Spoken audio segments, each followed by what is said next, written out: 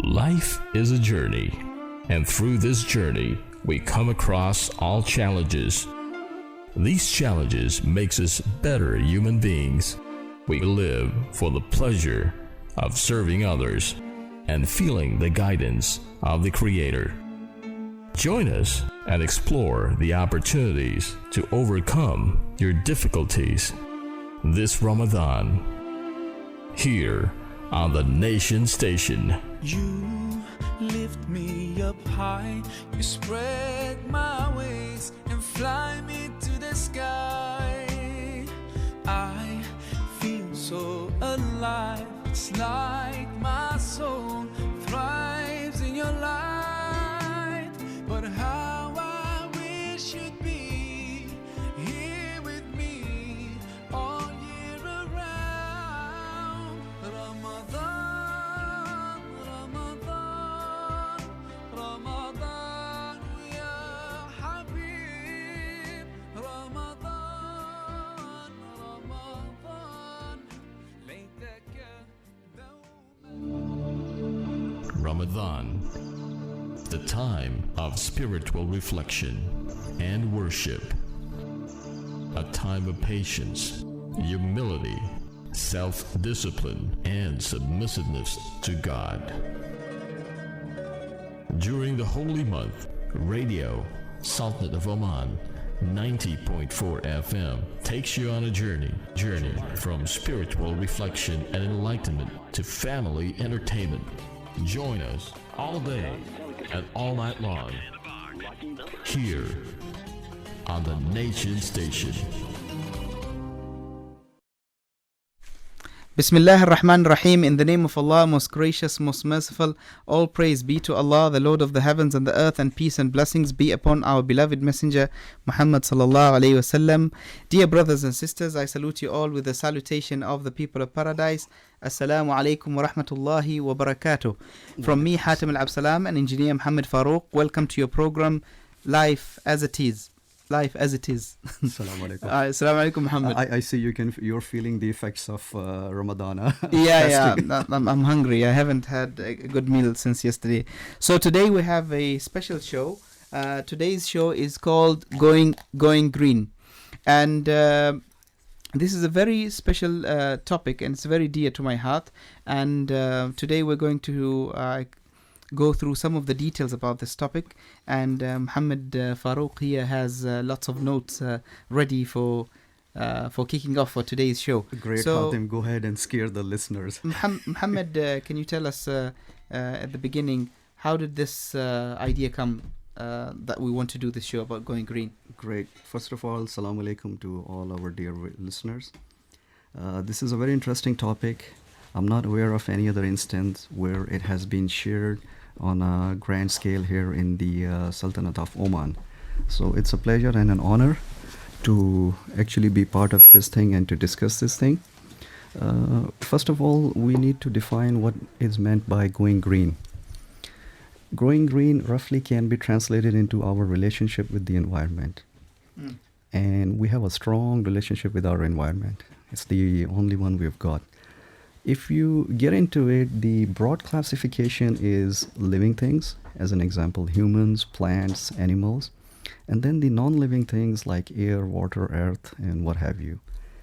The issue of the taking care of the planet started back in the 50s and the 60s. With modernization and advances in technology of that day, the Industrial Revolution took place. Nations started to get industrial, and this resulted in mass production. With mass production came consumption. So it was like a 1-2 punch. And the mass consumption, that resulted into mass pollution, obviously. When people started to realize this fact, they viewed it as the failure of the market. And obviously they wanted to see who they can blame. So they realized at that time that something was going on. Yeah, they realized that the earth is giving them symptoms, that something is just not right. There were changes in weather, there was pollution, smog, deforestation, acid rain, and more was discovered, both on land and in the sea, in the air as well. So when they started to go after the culprits, they found out it's the individuals where we as human beings were becoming more and more selfish. Second thing was the other part of the culprits were the corporates where they were driven by greed and profit. And they realized that the solution should be government intervention. That's another story. We'll talk about it down the line, how things turned out. However, people in the realms of capitalism, they started to view this as an abusive environment. So the youth of the time in the 50s and in the 60s and the 70s, when they were both anti-war and anti-capitalism, they started to look towards communism as a respite. However, soon they found out that communism was no better off. It wasn't a decent option. So what they did was they took it to the next level, because by that time you were having disasters like having mercury in the fish found in Japan seas, and then there was the infamous 3 Mile island disaster, in States. So what they did was they took it one step further and they said, let's start a new, different movement. Let's call it Going Green. And that was the time in the 1970 when the first Earth Day was commemorated. In 1970? Yeah. Okay, so if we want to find out the root of the problem, Muhammad, but before that, how valuable is our planet to us? Well, it's extremely valuable. Think about it. It's the only one we've got. And there's a very popular and, if you want to call it sarcastic statement, that if you think environment is not worth it, try counting your money, holding your breath. Okay. So I'm sure once we develop an awareness and we propagate this message, most of the people of good nature, they would agree with this thing. Besides, we all care about the next generation. We all have children, alhamdulillah. Yeah. And we want to leave a similar planet, if not a better one for them. Yeah. Now the thing is, Muhammad, are we worried? Are we really worried that the next generation might come and blame us that we have consumed their resources and we've destroyed this planet? Well, think about it. People who are in their teens, and you'll find a number of activists if you go online and you search, they're already blaming us. And in some schools, there are projects going on which educate them. So it's a good start, because we people are old. It's difficult to change us. I mean, you can't get me to change my toothpaste, let alone my lifestyle. So the good investment which can be done is on the children. However, the scary part is children, they hear with their eyes. Yeah, but there is this myth that whatever industrial revolution is going on now, and all the development and technologies is done for the next generation. So for the pleasure of the next generation. But at the same time, this is the price that they have to pay, the next generation, for all the gadgets, all the good things that they are enjoying at the moment. Well, see, Hatim, it brings us back to the same issue. It's the pain of discipline or the pain of regret. What is the price that we're willing to pay for pleasure? Right? Yeah. And think about it. Look at the lifestyle of our parents, or for those of us who can remember our grandparents. Yeah. They had a better lifestyle. They had a healthier lifestyle. They had less diseases. In most cases, in a lot of cases, they lived longer than us. They were happier than us. That's the most crucial thing. And actually, they were not really aware of the environment, and they are not very. They are not like us at the moment that we know all these information about the ozone layer and the oceans and all the acidity. So we have the knowledge, but we are not taking action. Right. But they didn't have the knowledge, but they took care of the environment. Exactly. The other thing is they were less selfish than us. They consumed in what less. way? Well, they consumed less. The family structure was very strong. More people were living together under one roof. I once had an opportunity to attend a talk from a PhD who had come from UK on a visit to Oman. And he said something very interesting. He said, 2 things revolutionized or in a way destroyed the family system in the West.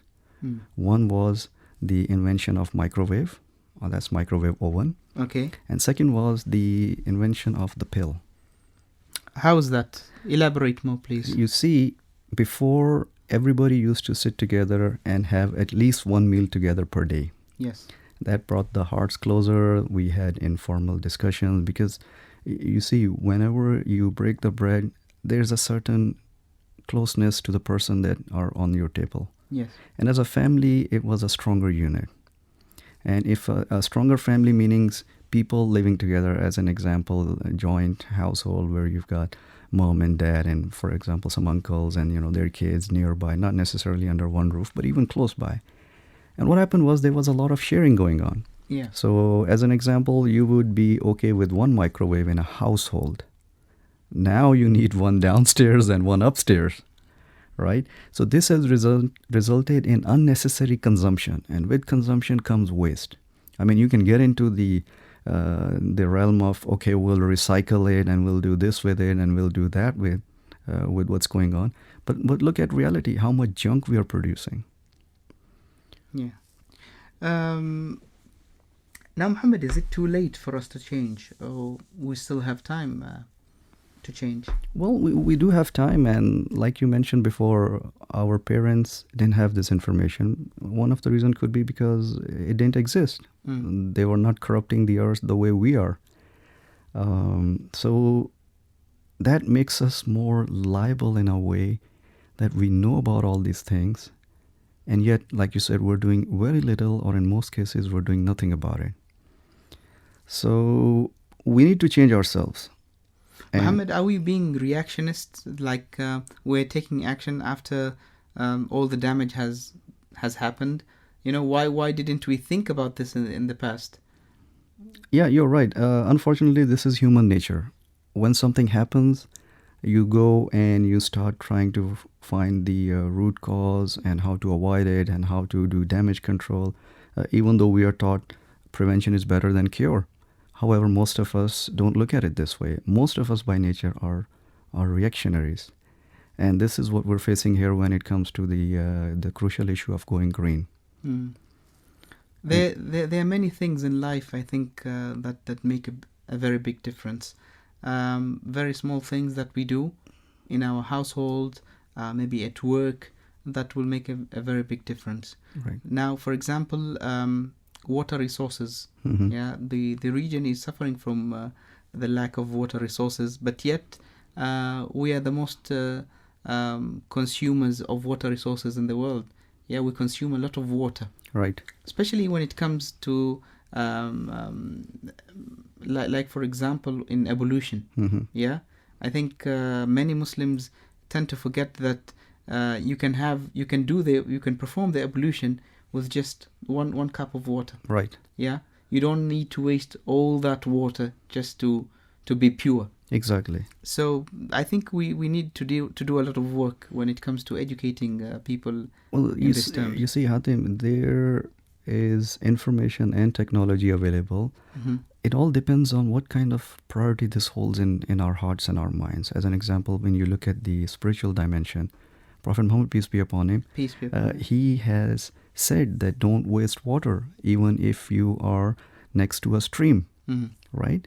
Water, just like everything else, is a limited resource. However, if we implement faucets which throw out water with pressure, less water, more pressure, in all the masjids, this will save tremendous amount of water. The other thing is, in some masjids, you see they've got sensors. You put your hand in front, water comes out, you remove your hand, water stops. So there is some effort going on, but it's more of a self-regulatory kind of a thing. There is no incentive or there is no push from the authorities to actually make this. And by the way, you said water is running out in the region. There's a documentary floating around on the internet. I hope I can catch it after Ramadan. They have proven that the water is going out all over the world. It's just reducing in all the countries, and they have shown where the agriculture land is turning into deserts. Okay, and there's a huge thing that water is depleting in places even as high tech as California. So this is a common problem which the world shares. Now, if we don't know about it or if we don't care about it, that's another thing. But the problem is not going to go away if we just stick our head in the earth. There's an argument by some people saying that whatever I consume, I pay for it. So I've earned it. So Is this right, Muhammad? No, it's not right. Is this a right attitude No, towards this? it's not right, and it pains me when I see people washing their cars and drowning half the neighborhood with their water, or they're just watering their lawns in a reckless way. And some of them will go as far as, in places where there are fines, they'll say, okay, I'll pay the fine, but I'm still going to do it. So you see, this thing has to become a part of our thinking. It has to become a part of our lifestyle. Yes. Enforcing is the last stage, but there should be education, plus there should be initiatives where we have a change of our hearts and mind, and we say, okay, this is what water is a blessing of the Creator, and this is how He wants us to use it. Let's not abuse it. I think most of the time we don't know the importance of these resources until we lose them. Recently, we've had some challenges with the water resources here in Muscat. Exactly. And we had like 2-3 days without water in some of the regions, and people were really suffering because of that. Right. So after that, I think people should be more aware in the consumption of water, should economize in most of the things that they do. Yeah. And even in planning our houses, I think we should go further to that stage. And like we have the small gardens in our house. Okay, so you have gardens for vegetation, and you have gardens for like flowers, yeah, right, or plantation. So you can use the proper clean water for the vegetation. Yeah, and you can use the water. You have a connection from the kitchen, for example, to use that water, which you can use to irrigate the plants. Exactly. Yeah, that will save you a lot of. What you just mentioned is borderline recycling. It can be done. It is being done at certain places. Again, the thing is, it comes down to educating the masses, and as a last resort, you start regulating it. There are places where they are really encouraging to have solar panels on top of the houses. Yes. That reduces your electricity consumption. And whatever happened in Muscat in the recent weeks, in the wake of these water shortages, in certain parts of the city, this should be taken as a wake-up call. Muhammad, if we continue this way, the way we are at the moment in consuming the resources, what will happen to our planet? Well, you see, we're already abusing our planet. We're depleting its resources. We're going to hit a place or hit a time when there's going to be nothing left to be abused. Yes. So again, appealing to the intellect of the masses, we need to leave something decent for the next generation and the next generation. And a couple of things would really help. Number one is we need to program ourselves to use less. That's where the element of qanaat comes in, or contentment. We should be happy with what we have. So in other words, do less with more, which is called productivity, or if you want to further stretch the definition, it's called barakah. Yes. Okay. So less production is enough. As an example, we don't need to have 5 cars in a house. Our parents didn't have 5 cars in a house. But again, Muhammad, if someone says that there is no an alternative, like you don't have public transport, so you have to have your own car to go around from one place to another. So should we do the right, how do I say this, to make the right alternatives before asking people to use less cars and things like that? Well, Hatim, I'll partially agree with you on this one. While the government figures out how to do public transportation or in terms of railways or efficient bus system, we should not just sit and wait for the government to deliver. At least we can carpool. I'll give you an example. I was in Europe earlier this year, and there's an app you can install. And as an example, if I'm going from Muscat to Salalah over the weekend, I can just go on the app, log in, and see who's going there. Okay? And I can just... You mean total strangers? Yeah. Because they're registered over there. Okay. And I can contact them and say, hey, he will say, I have so many spaces in my vehicle. This is the vehicle I have. You have to pay only XYZ for the fuel charges. Okay. And I can carpool with them. On the other side, I can do the same. If I'm going to Sohar, right, I can put my ad over there. Now, this is a win-win situation. Yes. The other person pays, as an example, he shares the charges with you for fuel, and your vehicle is used. So it's good for him and it's good for you as well. Yes. So these are things which are already being practiced in certain parts of the world. I'm sure they can be replicated and improved upon here to customize them for the local region. Even some parts of Europe, you would find people going to work in bicycles. Right. Yeah, of course, the weather is better. I was going to say, and Hatim, you please, can do that. please don't make us go to office on bikes. But I think there's always a way. Yeah. Yeah. There's always a way. There is, definitely. You still see people here going to work in motorbikes. Yeah. Yeah, which is less more Well, consuming of fuel more than cars. It generates less fuel. But I think we still have a long way to go. We do. So when we say environment, Muhammad, what do we mean by environment? Well, environment. What are the things are we talking about? Environment is basically everything, like I said, whether it's living or not. And it's interesting that the current world classifies them on a living and non-living basis. However, and this movement is fairly young. I mean, if we consider 60s or 70s, that's what, like, about 50, 60 years. It's not that much of a time in human history. However, if we go towards the teachings of Islam and go back 1436 years back, Islam has taken a very proactive stand on the environment. This is very surprising. There are more than close to 500 ayahs or verses in the Quran which deal with the environment in one way or the other. Yes. And our relationship with the environment is defined in a very simple yet effective and strong way. So if we can work on the hearts and minds of the masses, just drawing their attention to the fact that, hey, this is all these resources are a gift from the Creator, and by the way, this is how He wants us to use them, then I'm sure that majority of the people would self-regulate themselves, and minimum government intervention would be required. Yes, I think the beauty of Islam is that it's a way of life. So it regulates every single aspect of your life, and you just have to follow the teachings from the divine to be able to be on the right track.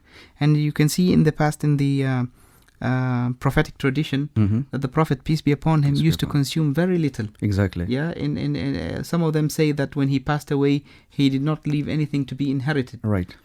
So this shows you the amount of being down to earth, and how they consumed very little. They only consumed what they need. Some of the traditions of the Prophet ﷺ mentioned that maybe for 2 or 3 months the Prophet, peace be upon him, did not have fire in his house, so they did not cook. Right. They consumed only dates and water. Exactly. So I think if we have that approach, that very positive approach towards this environment, that we are responsible as everyone else on this planet to preserve these blessings. Right. I wouldn't call it environment, Muhammad. I would call it blessings, because it is a blessing from Allah subhanahu wa ta'ala. Right. And if it wasn't for the laws that Allah subhanahu wa ta'ala had ordained on this planet, then we would have total chaos. Exactly. In terms of the oceans and the heavens and the earthquakes and all these things. Definitely. And I think we are disturbing a lot of the ecosystem. Yeah. That's why we're having most of the calamities now. Yeah, you see, everything is in balance and harmony. So whenever you do a cause somewhere, there's an effect somewhere else. And you mentioned something very nice, that they took care of, like Muhammad, peace be upon him, and his companions in the early generations. They focused on their needs. Yeah. Unfortunately, we focus on our wants. Yes. There's a huge difference. So as an example, if we dig a little bit deeper into the sayings of the Quran, which is the divine revelation for the whole mankind, not only for Muslims, and which is the verbatim word of the Creator, let's see what He says about His creation. First of all, Allah subhanahu wa ta'ala talks about the creation of the environment.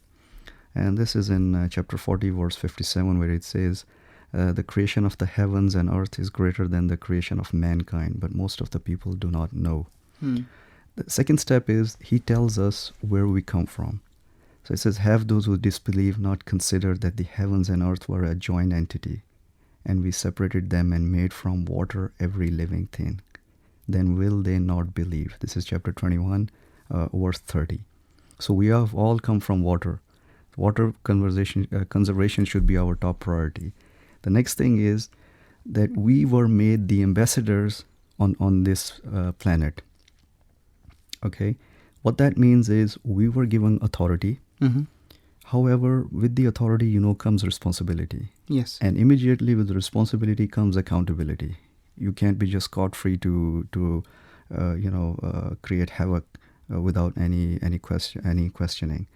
And if we look at the verse number 30 of chapter 2, it says, and mention, O Muhammad, peace be upon him, when your Lord said to the angels, indeed, I will make upon the earth a successive authority.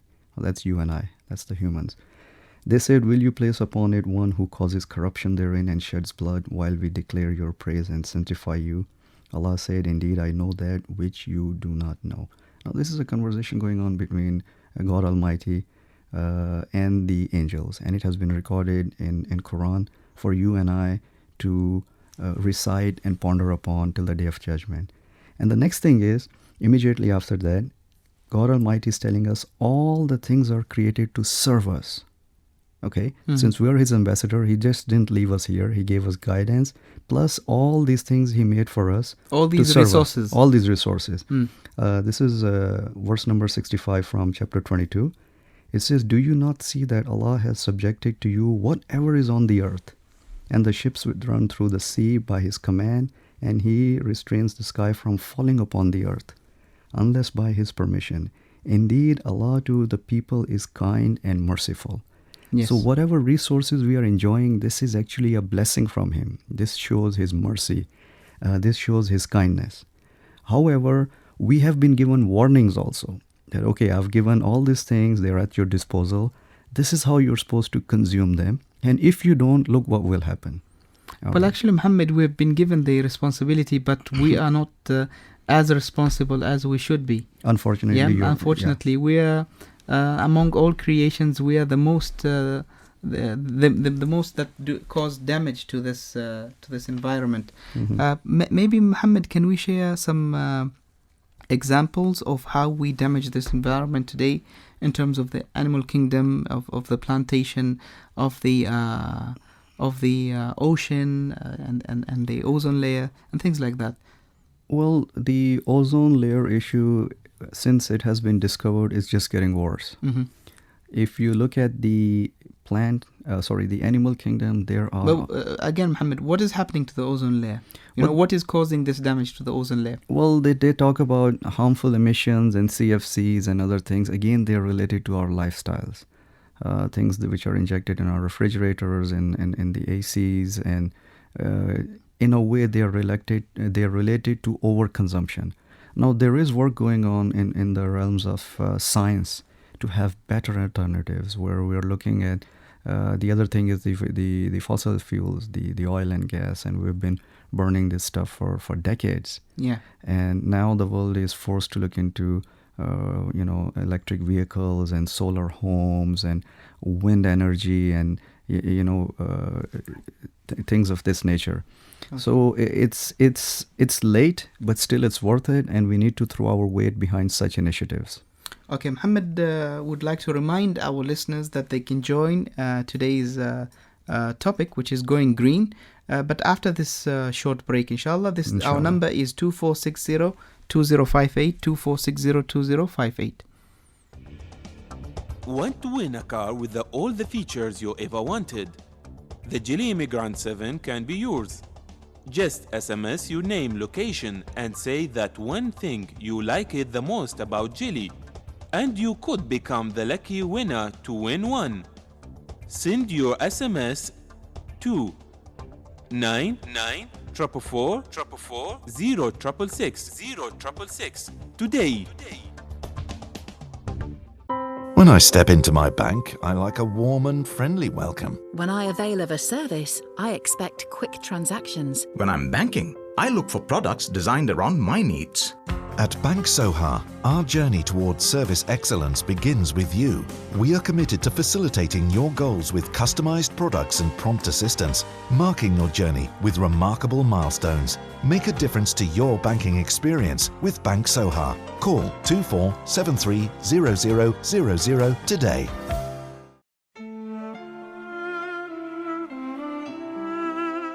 Let let us take you on a spiritual journey through our voice this Ramadan in Life as It Is. Explore opportunities and tranquility with the young voices of tomorrow on the Nation Station 90.4 FM from Saturday to Thursday, 1:30 to 2:30 p.m. Engineer Muhammad Farooq, Janab Al-Saida, Maya Al-Said, Ahmed Al-Matani, and Hatim Al Abdilsalam. Call us on 246-02058 or text us at 90406 to explore your potentials like never before. This Ramadan, here on the Nation Station. You lift me up high, you spread my wings and fly me to the sky. I feel so alive, it's like my soul thrives in your light. But how I wish you'd be here with me all year around. Ramadan, Ramadan, Ramadan, ya Habib. Ramadan, Ramadan, ليتك دوما قريب.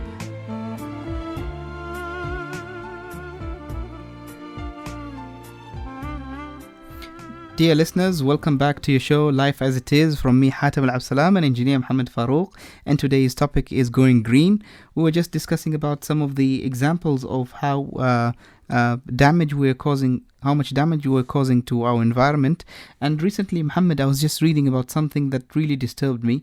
There is a festival coming very, very, very soon, which is called the Dog Eating Festival. Yeah, which is happening somewhere in Asia, and many activists around the world are, very concerned about this because it is a belief in that society that if you eat the dogs, then it will chase the evil spirits away. Mm-hmm. But the thing is, the consumption of dogs and how they are brutally being killed is something that is of a concern to every human being, because as you said in the beginning that we are custodians on this earth, so we should take care of this earth and we should make sure that everything is up to place. We have our first caller for today. Assalamu alaikum. Wa alaikum salam. Sister Rumaitha, how are you? Alhamdulillah, I'm doing very well. How are you? Fine, thank you. We're very honored to have you on the show in today's topic, and I believe today's topic is of importance, and you are the right person to talk about it. Thank you so much for giving me the honor to actually speak about something that I'm very passionate about. Rumaitha, we understand that you have visited the South Pole. Yeah. Sometimes earlier. Can you tell us about this experience? Why did you go there in the first place, and what did you see, and what are the learnings that you got from this journey? Well, the main reason that I actually went there, this was going to the South Pole, was actually a 6-year dream. I stumbled upon some facts about the Antarctic back when I was doing my master's in the Netherlands, and it kind of struck a chord in me to know more about the Antarctic. So I started reading more about it, and that's when I kind of made up my mind that if I wanted to kind of defend the environment and speak about the planet and going green, then I actually have to witness something of what's happening in the South Pole firsthand for me to actually explain to everyone else what's going on in the world. So that was the main reason for me to go there.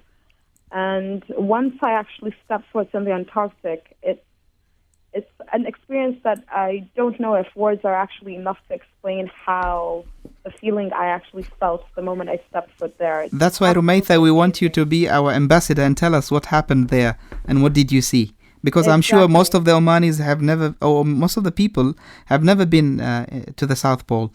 But you have been there, so you can tell us what you saw. Yeah, so What I basically saw there was signs of what we are actually doing here in our normal lives that is affecting the South Pole. Like, we had moments where we just sat quiet and just had moments of reflection. And that's when I actually found out for the first time in my life what silence actually means, because silence over here, with everything going around and being in a busy life, we don't really kind of appreciate what silence is and what reflection is. So once we were reflecting there, you could listen to icebergs breaking off, and you see firsthand avalanches happening right in front of your eyes. And you do actually see how the melting of the glaciers is actually affecting the penguins, for instance, who actually don't have much more spaces for them to kind of live, and they have to move elsewhere because of things that we are actually doing for our environments that is affecting them. So that actually struck a chord, and that actually is the message that I want to bring back, that we need to change as an individual and make a change, because yes, we can go to governments and convince them as much as we can, but we can make a difference as well as an individual to stop what's happening there, because the Antarctic has 90% of the supply of fresh water. It has 95% of the supply of fresh ice in the world, and we're not doing anything, or we're not doing much, or as much as we can, to stop what's happening there. Now, Rumaitha, normal people would think that how can the small things that I do in our life, like, for example, leaving the electricity on, the lights on during the day, even though I'm not at home, how can this affect the South Pole or the North Pole? So can you explain how the amount of damage that we are causing with these small little things that we think that they are not very important? Exactly. Now, it's quite easy to be overwhelmed with a lot of things when we hear about going green, and there's a lot of tips to do. But it's quite simple to actually begin by making a positive impact, and that's by looking as to why you actually have to go green. And that's by looking at globalization, because globalization makes the world smaller, and it makes it easier to see how lives are affected with it. So leaving your lights open, for instance, or using a lot of fuel, for instance, or consuming a lot of fuel when you can actually all carpool, actually affect the environment, because you are using a lot of carbon dioxide that goes into the air. Leaving the power open might not affect, and you might think that it's not something that is going to affect you. But if you look at the power plants that are actually generating electricity for you, the majority of the electricity in the world is using coal that is burning and affecting our air, and we have no clue whatsoever. All we think about is our power supply. So if we think about that and think about the carbon dioxide and the fossil fuels that we're burning that is affecting the air, and that heat is the main reason why the glaciers are warming up, and that's the main reason why we tend to have different weather circumstances. Like, for instance, we have Cyclone Gono that happened, Fet that happened, and it's all because of the ice caps in the mountains that are decreasing, which, I mean, the air pressure and the things around the environment gets affected very well by it, and that's why we actually see these impacts. Now, Rumaitha, I will ask you a very important question. How aware as a society here in Oman do you think we are, and are we doing enough? We're not doing enough, in my opinion, and I think we all have to kind of go back to our roots and look at our teachings of our grandparents. If we all look at our teachings of our grandparents, they would all say, pick up after yourself and clean after yourself. We are in a society right now that we don't do that. We tend to kind of depend on the health and just throw things on the road and say, well, we're paying municipal workers, the government is paying for municipal workers to clean after us. That's not the case. We actually have to go back to those early teachings of cleaning after ourselves. And not only that, the religion of Islam and the Quran and Allah subhanahu wa ta'ala has always said that we are in a ni'mah. Yes. And we are blessed with these things, and we really take it for granted. And most people, once they go and see other situations in other places, in other countries, that's when it actually comes, a light bulb kind of strikes in your head that you actually are in a blessing and you actually have to take care of it. So if we go back to these teachings, I think we can do more. So, Rumaitha, what is the message that you want to send out there to the young people of Oman? Do you encourage them to go to such journeys to the South Pole? I would say yes, life is an adventure. If you don't take it as an adventure, then you haven't lived.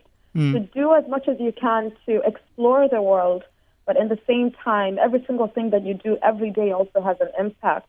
And an individual has the power to control most choices, and therefore you actually create impact as you move on. Okay, Rumaitha, now every journey starts with a step. So the purpose of our program is to educate people and to show them the way forward. So can you give us some of the small tips that any individual person can do to save the environment or to contribute to the environment? Yeah, okay. A simple one would be going to an ATM machine and not print out your receipt.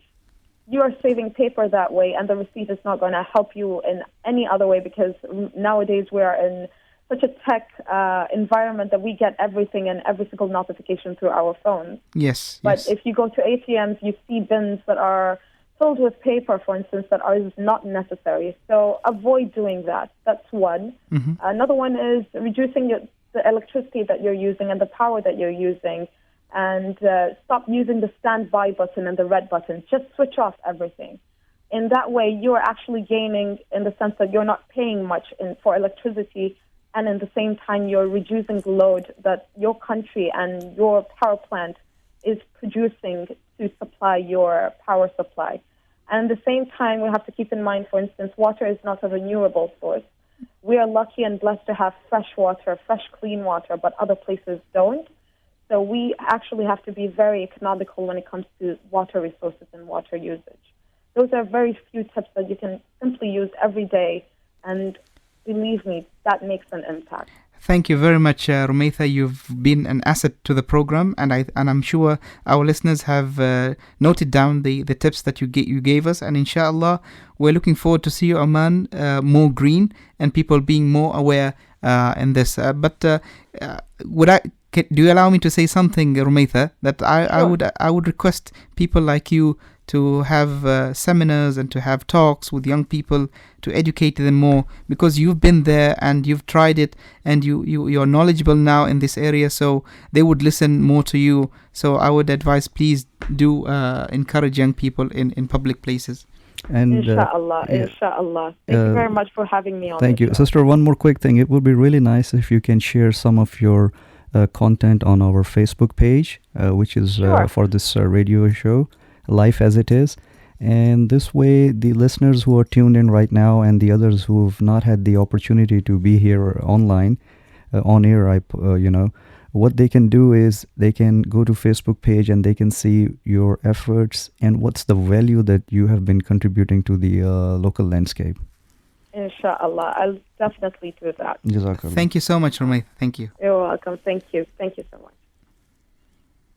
So what do you think, Muhammad? Well, this is wonderful. What she talked about the environment, she is one of the few lucky ones who actually had an opportunity to view these things, by herself. So this is all first-hand information. Others are not that lucky. The thing is, she was talking about the environment, and it's interesting that initially in the beginning of the program I mentioned that science classifies everything in the world as living and non-living. Yes. However, if you look at it from a spiritual dimension, as per the teachings of Islam, it's mentioned in Quran in a number of different places that all objects glorify the Almighty Creator. Yes. As an example, there's multiple places. I'll just mention one, which is chapter 59, verse number 1. Whatsoever is in the heavens and on the earth glorifies God. And then another place, which is chapter 55, verse number 6, it says the stars and the trees prostrate. Yes. Okay. So everything is a living being. If you look at it from a spiritual angle, you see the thing is, everybody, including you and I, are thankful to our Creator. Yes. Are thankful to the one who shows us mercy. And there's a hadith saying of Prophet Muhammad, peace be upon him, that whoever is not thankful to them, to his fellow humans, is not thankful to the Almighty Creator. Yes. So as an example, even if you offer me a meal or a glass of water, I'll be like, thank you very much. This is so kind of you. You're so nice. Can I do something for you? Right? Why can't we take this same formula and take it to a higher level and think about the Almighty Creator, what all He has given us, and how He's asking us to use these blessings. So this will make everything much better. Okay, we have a call. Assalamu alaikum. Alaikum salam. How are you? I'm fine. How are you? Fine, thank you. This is Azan. Azan, how are you? Welcome, my fine. dear. How are you? Fine. It's And nice how's to your hear your Farooq? voice again. Yeah, nice to speak to you again. Tell us, Azan, what do you think of going green? Yeah, I have a few comments. First of all, I totally agree with what Madame Romeita said Yes. regarding of going green and how to basically to care about the environment. Mm-hmm. However, I have some certain points which might be negative, and I also have a fun factor as well. Okay. Wonderful. We are open to all ideas. Yeah. Hatim, basically we have in the society, in the Oman society, we have the We have what? We have the initiative. Initiatives. We have the positive intention regarding going green. Yes. Yeah, and we have the initiative because basically, I mean, it's been driven by the young generation who actually believe in for the environment to go green. Yes. Which is really good. Yeah. However, it's been executed really, really badly. I mean, there's no any proper planning. There's no any process or clear framework for it. So what you're saying is the intention is there and the efforts are there, but they are not really organized. The initiative is there, but it's not been planned correctly. Mm-hmm. So, for example, if I can just share about my experience. Yes. Basically, the company started this initiative to collect bottle caps. Yes. Water bottle caps. Plastic And water caps, yeah? Yes. And basically, the company initiated it, people agreed, and the departments in the company started collecting them. Yes. However, it just started accumulating with them when we don't know what to do with them. So no one is Basically, collecting they have them. the means, but they don't know how to do it.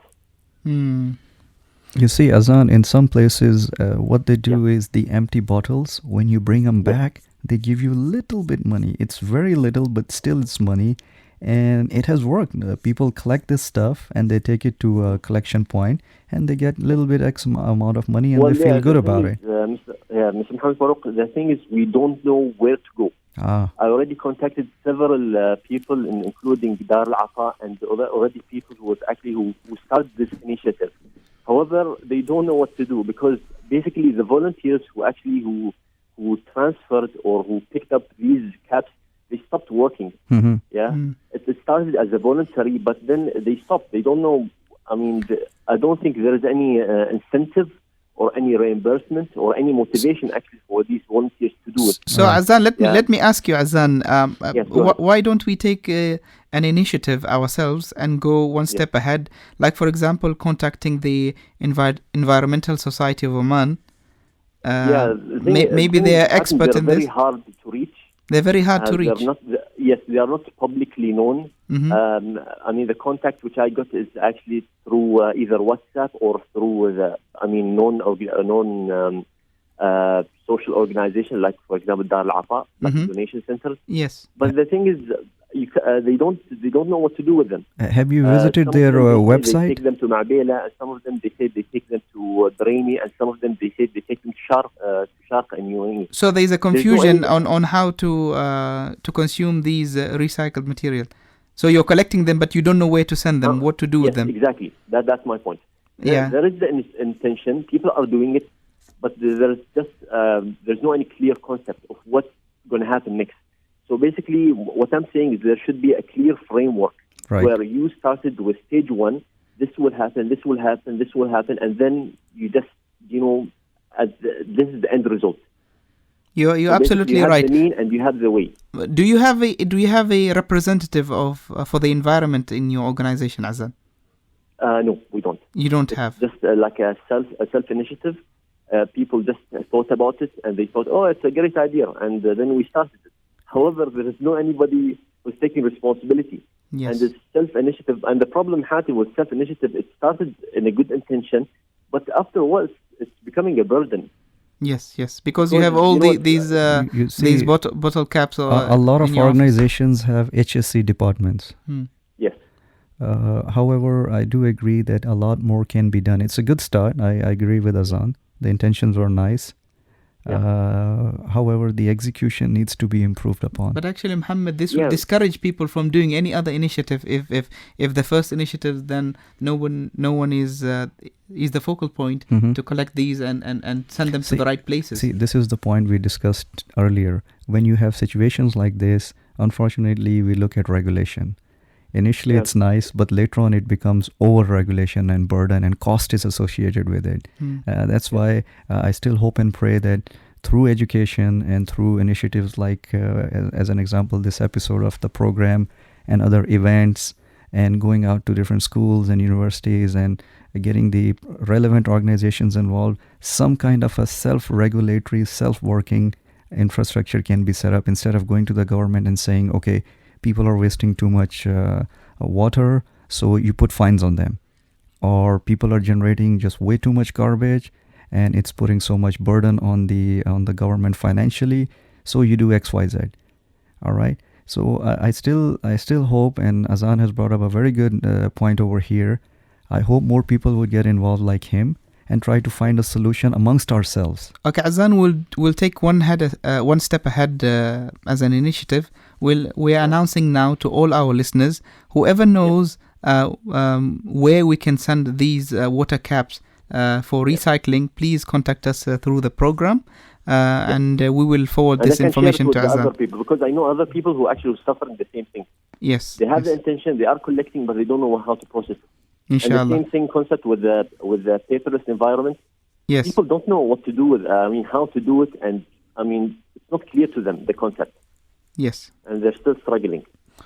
Well, see, before the program, we even posted on the Facebook page that if relevant individuals from the organizations, like Hatim mentioned, ESO and the others, if they can call us or even post their their feedback on the page. Even after the show, it would be wonderful, because the idea people can go there and find out more about the initiatives. We want the society to benefit. We want people to know, number one, such initiatives are there. And second, we want people to put their heads together and brainstorm and see how we can improve them. I believe that the volunteers, they should get some sort of incentive, whether financially or morally or something. They need support. They need something. They need something to be pushed towards the goal. Yeah, what I've seen is, and I'll talk about my children, that in the school, in some of the schools, they take them out to like the beach cleaning initiative kind of a thing. Yeah. So number one, it's a great outing. Number two, this is burnt in their memory that beach is their responsibility and they should not generate trash. As a matter of fact, even if it's somebody else's trash, they need to go pick it up, because Allah will reward them, and it's good for the environment, and leave a nice place for the next batch of people who are going to visit. So there is some limited activity going on the academic level in these institutes. But I do agree with you that the corporates, the government bodies, and people at large, they just need to get together, give this top priority. It should become mandatory, like an HSC thing. Should become a mandatory concept. You see, Azan, it's easy to make something mandatory. Again, the challenge is to implement it. And that's what brings me back to my earlier point, that it would be just wonderful if people self-regulate themselves instead of some external authority dictating to them. Out of their own will. Yeah. Mentioning this, we would like to salute all the volunteers at Clean Oman initiative, which was started by, I think, Mr. Nasser Al-Kindi. So that is also a very good initiative that has been going on for many years, and they are doing very good work. Azan, you had something else you wanted to share with us? Something funny? No, I'm all right. You're all right, yeah? Yeah, I'm all right. All right. Thank you so much for calling, Azan. And inshallah, we hope to hear from anyone through the show regarding the water caps, how we can recycle them. Yeah, please. Thank you, Azan. Thank you. Okay, thank you. All right. Something just struck me, and perhaps you can add something more to this. Yes. In terms of the environment, I understand there is a million date palm tree initiative in Oman, which is currently underway. Yes. Most people don't know about it, but it is being executed. Yes. So hopefully this will have some kind of a better impact in terms of, number one, it's a food supply, Yes. and number two, it will improve the environment as well. Yes. I think we have a call. Assalamu alaikum.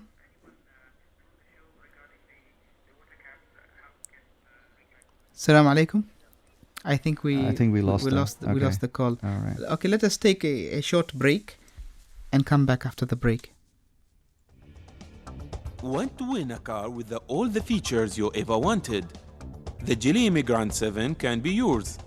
Just SMS your name, location, and say that one thing you like it the most about Geely, and you could become the lucky winner to win one. Send your SMS to 9944440666 today.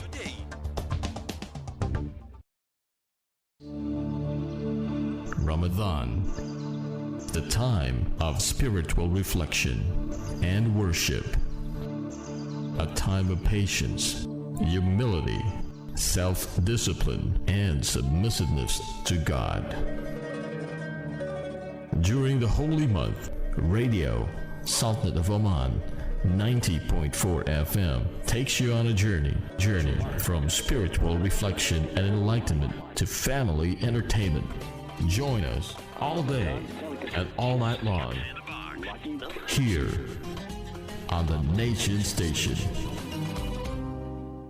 Dear listeners, welcome back to your program Life as It Is from me, Hatim Al Abdilsalam, and engineer Muhammad Farooq. We're talking about going green today, and I believe we have tons of calls now, so let us take the first call. Assalamu alaikum. Wa alaikum salam. How are you? Fine, thank you. How are you, Ahmed? I'm doing great. You're always on time. I kept my promise after 2. Yeah, but it's not even 2. But go ahead. Yeah. Okay, I'm sorry. It's all right. Go ahead. Not bad. Anyway, I just wanted, first of all, I'd like to thank you for the very interesting episode. I've learned so much, just listening to you guys. Thank you. And from the listeners as well, the callers. It just have, like a long time ago, I came across an article talking about, why people not going green. Okay? Yes. And one of the things that they mentioned is that, people are brainwashed. Okay. In what sense? And also they mentioned something also about the idea of that a lot of people think that their actions do not make a big difference. Correct. When it comes to solving the problem. Yes. So I would really appreciate if you can elaborate more, okay, on these two reasons why people sort of not opting, going green. Okay, inshallah, we'll address this issue, Ahmed. We'll just take the other calls. Okay. Thank you, Ahmed. Thank you. Thank you. So, what do you think, before we take the next call, Muhammad, what do you think of this, what Ahmed said? Ahmed is correct. We often say, okay, well, what difference will it make if only I make the change? Or why doesn't the other person do it? Or, I'll do it, nobody else will do it. Well, think about it. The rain is a collection of water drops. So if the first drop thinks, what impact will I make, right? Then what's the use of having rain? And actually, we are asked as believers to do our part. Exactly. Yeah, not to look at others. Exactly. I absolutely agree with you, because we will be asked what we were doing. We will not be asked what the other person was doing. And there's a very nice hadith of Muhammad, peace be upon him, now that you mentioned. He has mentioned, if the hour, that is the day of resurrection, is about to be established, and one of you was holding a palm shoot, means you were about to plant a tree. Yes. Let him take advantage of even 1 second before the hour is established to plant it. Yes. This is a wonderful hadith, and this is the reply to what Ahmad was looking for. Yes. We have a call, our second guest for today, Sayyida Natasha Al Saeed. Assalamu alaikum. Alaikum salam wa rahmatullah. How are you? I'm very well, thank you. Ramadan Mubarak. Ramadan Mubarak to you as well. I hope Allah subhanahu wa ta'ala accept your good deeds, inshallah. Yes, inshallah. It's an honor to have you, Sayyida Natasha, on the show, and you are a pioneer in an initiative, and we want everyone to know about the initiative that you have. It's the first in the Middle East, and I will hand over the mic to you to tell us about it, because you're the expert in it. Yes, we can. Go ahead. All right. We currently the project that we're working on is Our Planet International School Muscat. Mm-hmm. It is the first school based on sustainability, not only in Oman, but in the Middle East, as you said. Yes. At the school, we are currently aiming to foster a multicultural and inquiry-led learning environment, both in English and in Arabic, that promotes sustainability and celebrates Oman's unique cultural identity. We have classes from KG up to grade 3 currently. We are also one of the first schools in Oman offering Arabic as a first and a second language from KG. MashaAllah. So we find it's very important that even those who are coming to visit have an opportunity to learn our language. If I may ask you, Sayyida Natasha, how did the idea first come to your mind? How did you start this initiative? And why did you start it? I think, currently I have a nursery, Teddy's Nursery, and we've kind of started using it on a small basis, asking parents to bring in their leftover Lebanon boxes or the milk cartons for us to use during our arts and crafts. Mm-hmm. But it was actually one of my cousins who went to school at Imperial College with one of his colleagues from Germany who was very interested in the educational system. So when he came to visit Oman, he thought, this is a beautiful country, and who was very much into education, and thought, what about sustainability? What do you guys do here in Oman, sustainability? Yes. And I think with regards, I think we have the Ministry of Environment, and we have Environmental Society as well. I think other than that, I don't think students were very much aware of what sustainability is or what we can do to kind of help. And not only students, even a lot of adults don't know. Yeah. Even grown-ups.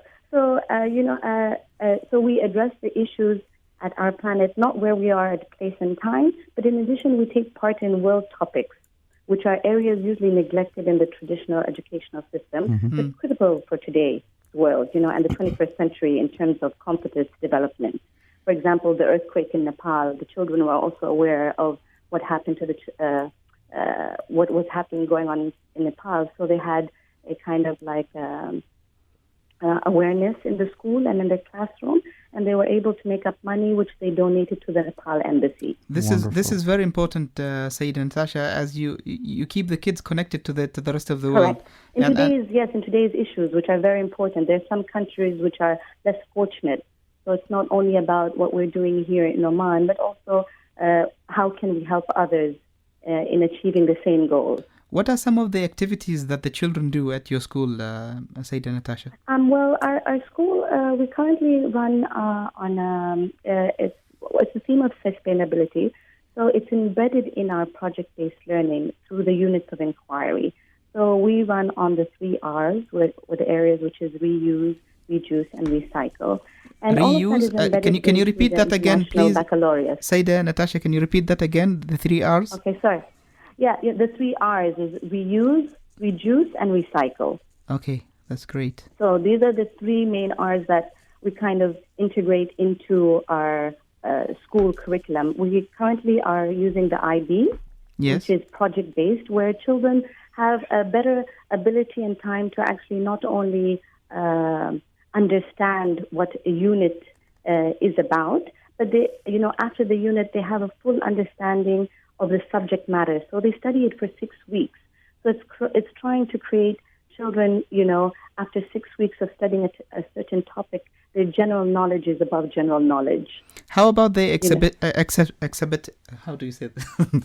Exhibit. How do the children accept the? They're fantastic, because with the children and the parents, what we have done is, for example, we have set up a recycling center at the school. Yeah. Where parents and children bring in all their materials from home that they're not used, so no wastage. All of that is integrated into our arts and crafts within the classroom area. For example, I can tell you the children created. We call her Millie. She is they completed a beautiful mosaic, Mhm. which is called the Million Year Turtle. And this is because it's made out of plastic bottle tops. Oh, mashallah. For example, Mashallah. as We a were mosaic, just as an artwork. talking about that at the moment. We had a caller, 'Cause we have Azan. lots of turtles live along the coast, and they digest these bottle tops.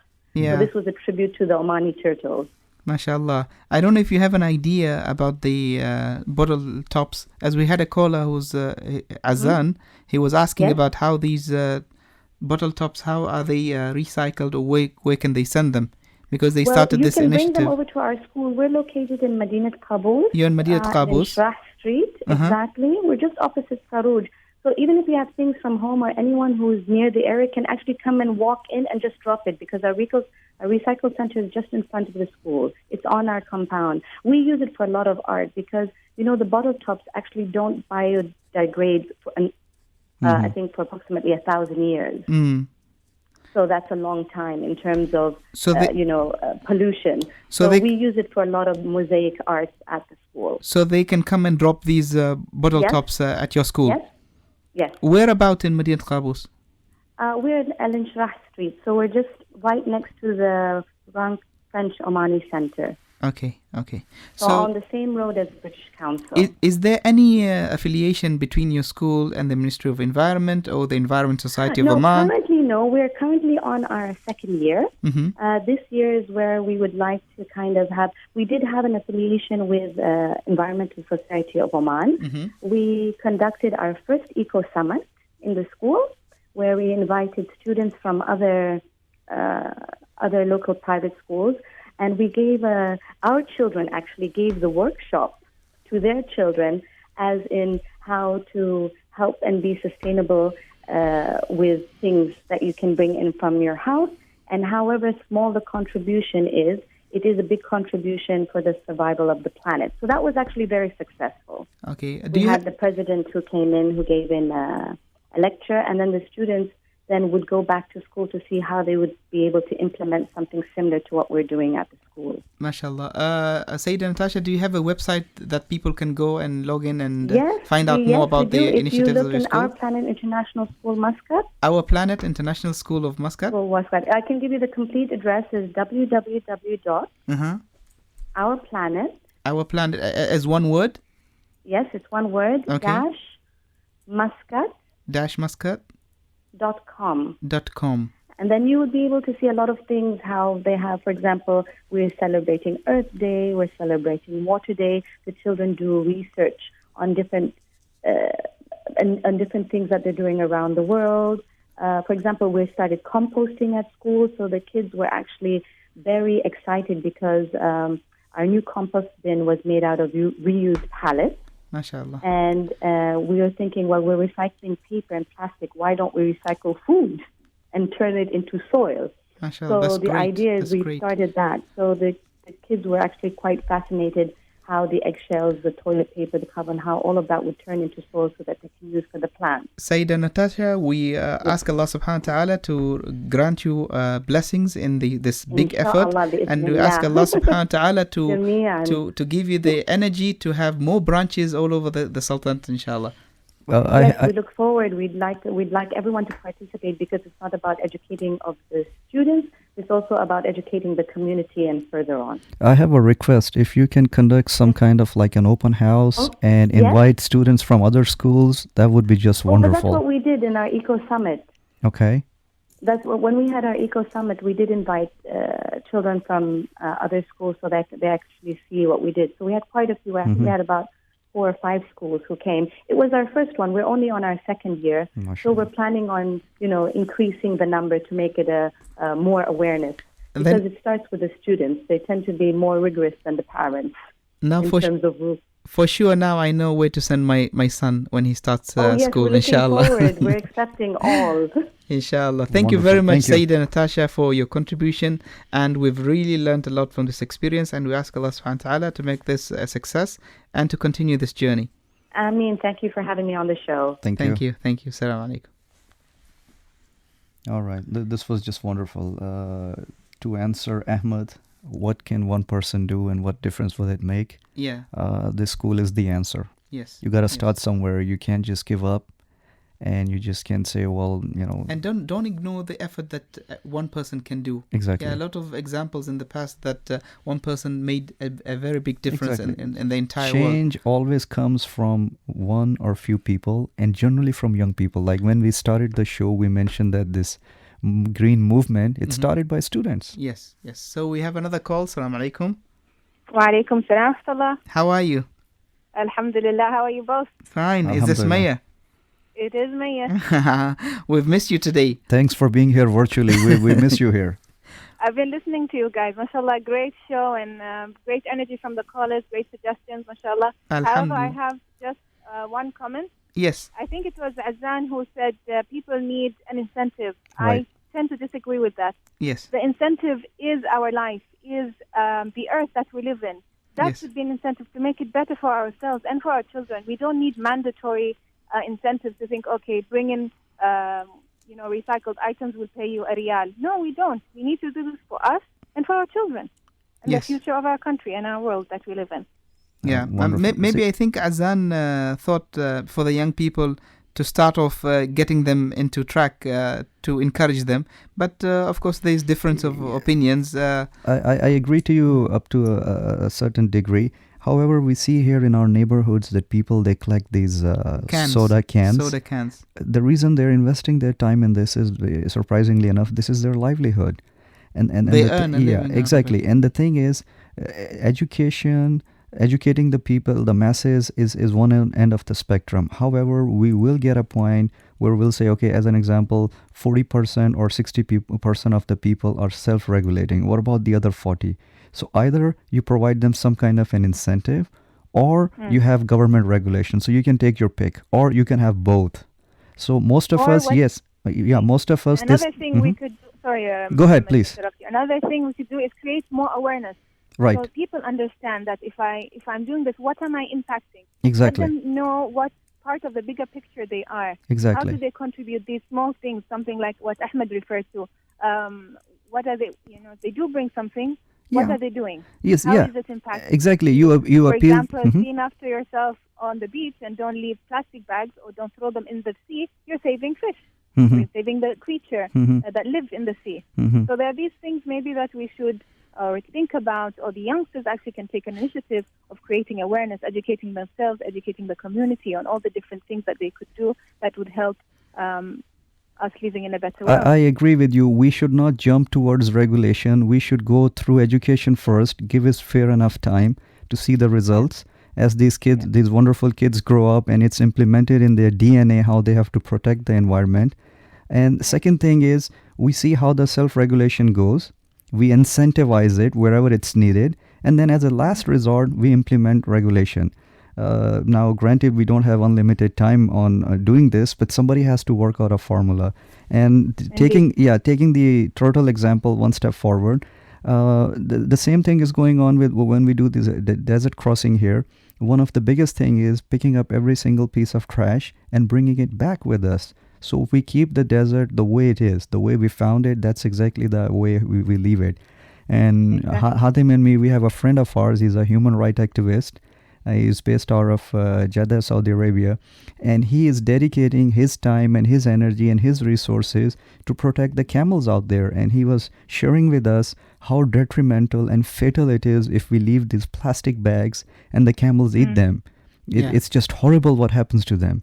So this is what the public needs to know. Exactly. By doing this, what are the impacts? And what do we end up saving? How do we contribute? I think this, inshallah, will bring definitely the incentive that the population needs. I agree. I remember I was based in another country when I was very young, and I remember there used to be small ads on prime time. Showing about one guy is doing a wudu and he's got the tap open on the full and the water is just splashing all over the place, and then they show another guy, he's just washing his car, and then they show somebody else that the guy is trying to sleep in the house and somebody's honking outside. So unfortunately, even these common sense things, they need to be revisited. I agree with you. Educating the people through all mediums which are available, be it radio, be it TV, be it internet, or events that take place in conjunction with other big events. So somebody has to be there and present this side of the house. And if you talk to, as an example, 10 people or let's say 100 people visit you, even if 60 become believers or 50 becomes believer, this is amazing because you see all the changes in the world. Leaders are very few. 80-90% of us are just followers. So somebody or some few people have to take an initiative, and you'll see that every change, good, bad, or ugly in the history of the world was always initiated by a few leaders. That's true. You've summed it up beautifully. That's all I had to say. Thank you very much, Maya. Thank you so much, and look forward to hearing to the rest of the show. Inshallah. Thank you so much. Well, Thank you so much. I think, Muhammad, it's very, very important to start from home. Yeah? Hatim. If every single one of us holds on to their kids and have at least 5 minutes talk every single day about the importance of energy, the importance to sustain the resources that we have in this environment, to tell them about how to preserve water, how to not leave the lights on if they're not using the room. Very small things. Yeah, you educate your children. They grow up and become very responsible citizens. See, Hatim, I would like to take this one step further. You've said something wonderful. But however, when we talk about hearts and minds, let's take it one step ahead and try to tell the people, especially children, that this is what the Creator wants from us. Yes. And then it will create a better impact. Assalamu alaikum. Wa alaikum assalam wa rahmatullahi wa barakatuh. How are you, brother? I'm Muhammad with you once again, Mr. Ahmed. How are you? It's nice always to hear your voice, brother. Welcome. Alhamdulillah. Thank you very much. Well, it's a very nice topic and very, very important for us and all over the globe as well as alhamdulillah for this one. What I wanted to share is with my, when we were in India, we used to have campaigns for planting trees. Yes. When we are in school days or college days. And we used to get a lot of free plants from the organization. They used to give it. But here we never see any kind of planting campaigns, like to do plantations. Yes, you're absolutely right. I'm not aware, really.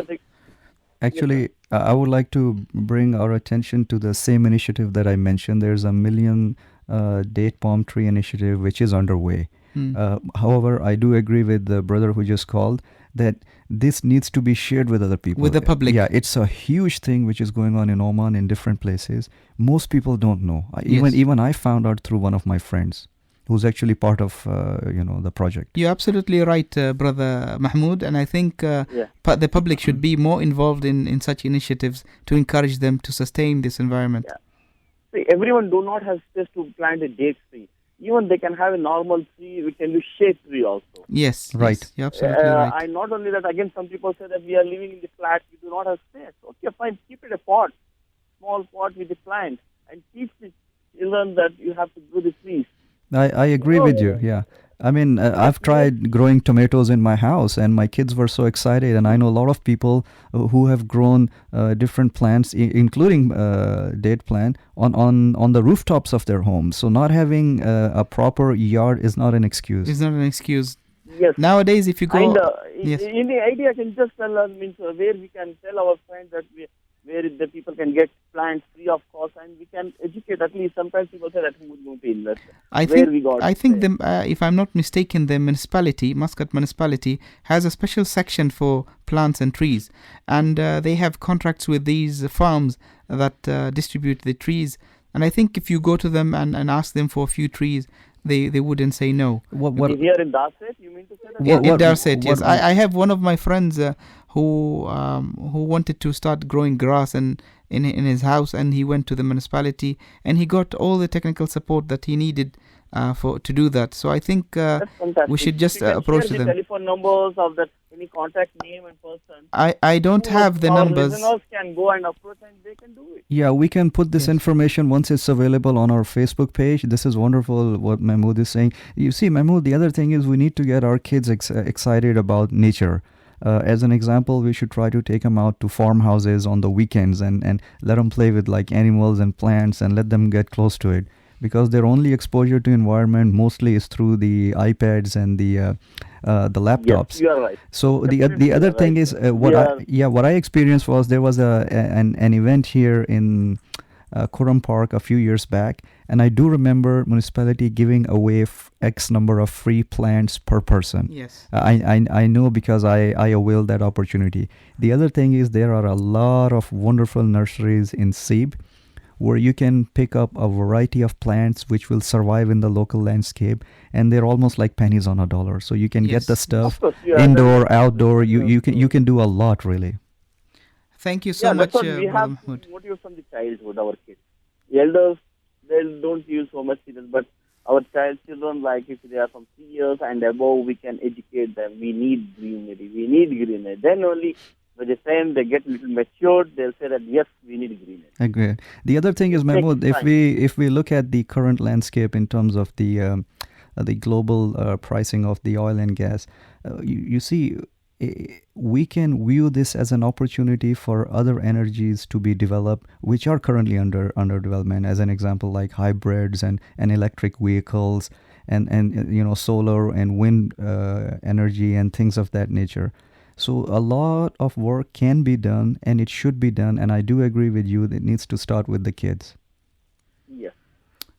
Thank you very much, Brother Mahmood. It's a pleasure to talk to you. Thank you. Inshallah, we can get more information from you. And please do call every single day. We're honored to have you on the show. Every day we are getting new information, new knowledge. We are gaining, alhamdulillah. We can also share our experience and knowledge. We love learning from you. And Brother Mahmood, please follow the other programs that are there on 90.4 FM. You have Let's Connect that starts from 12 to 1. And then you have our program from 1 to 2:30. And then you have another program from 3 to 4, which is The Art of Life. So please follow all programs and share your thoughts in them. Inshallah, definitely. To the best we can spend the time, not so much, but at least to the best. Whenever we get opportunity to hear, definitely we'll use it. Wonderful. Jazakallah khair. For giving me valued information to the whole community. Alhamdulillah. Assalamu alaikum. Yeah, Hazim, this was wonderful. Now, you see, a lot of the things we have discussed and heard from our wonderful callers is mostly being a reactive strategy in terms of, okay, damage is already done, what do we do? Yes. The only proactive thing we have heard is working on the kids. Yes. And if we again look at the spiritual side of the house, and we need to remind each other, we know this, but we tend to forget. The example given to us is don't be excessive in anything. Like it says in Quran in chapter 7 and verse 31, O children of Adam, take your adornment at every masjid and eat and drink, but do not excessive. Indeed, he doesn't like those who commit excess. All right. And then in another place it says, don't walk on the earth arrogantly. Yes. So consumption, overconsumption, and having stuff you don't need and hoarding money. That's arrogancy. Yeah. So if we can, most of us want to be humble. Yes. Right. So we need to change our lifestyle. And I think what is important also, Muhammad, is to have role models. Right. Yeah. People love to follow role models. Exactly. And we need role models in the environment initiatives as well. Definitely. So young people like Sister Rumaitha, who have visited the South Pole, she can be a role model for young people. Yeah. So we encourage people like Sister Rumaitha to play that role, Definitely. to educate others. Yeah. Definitely. She has been there. She has seen it, and she saw the amount of damage that we cause every single day. So we need more people like Sister Rumaitha to propagate this. Yeah, and she needs to get more exposure in events where there is huge footfall. And as an example, Muscat Festival.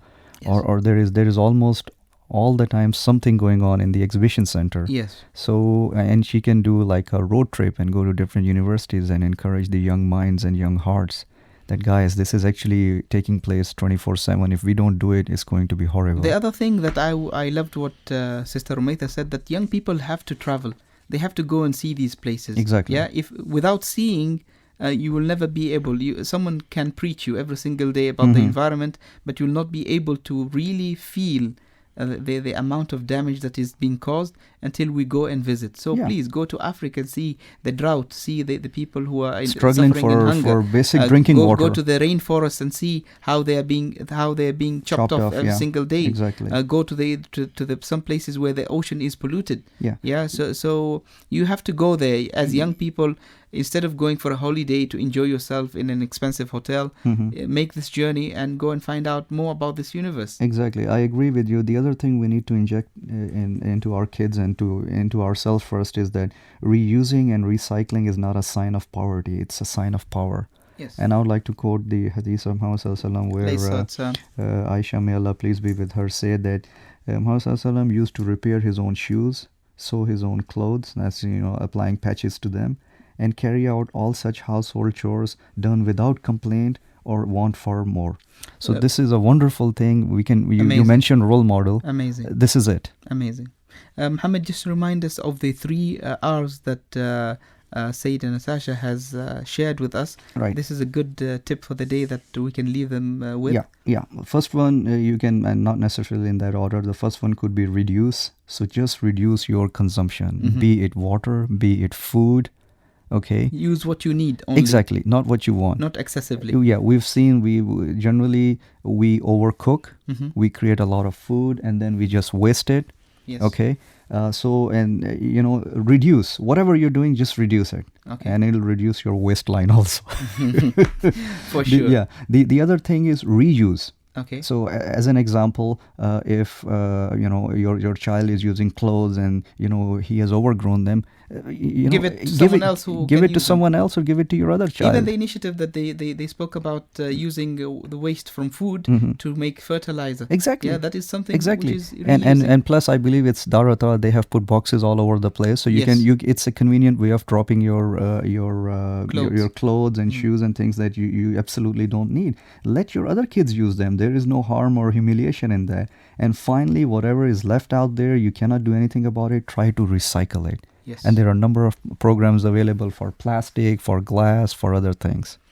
Dear listeners, thank you very much for sharing with us in this topic, Going Green. Me and Muhammad Farooq have really enjoyed today's topic, and we've learned a lot from all of you, especially the callers. So see you tomorrow, inshallah, with another topic. And for me, Hatim Al Abdilsalam, and engineer Muhammad Farooq, Assalamu alaikum. Assalamu alaikum. Never think of change. Be the change. Thank you for being a part of this amazing journey. Life as it is. Here on the Nation Station, Radio Sultan of Oman, 90.4 FM.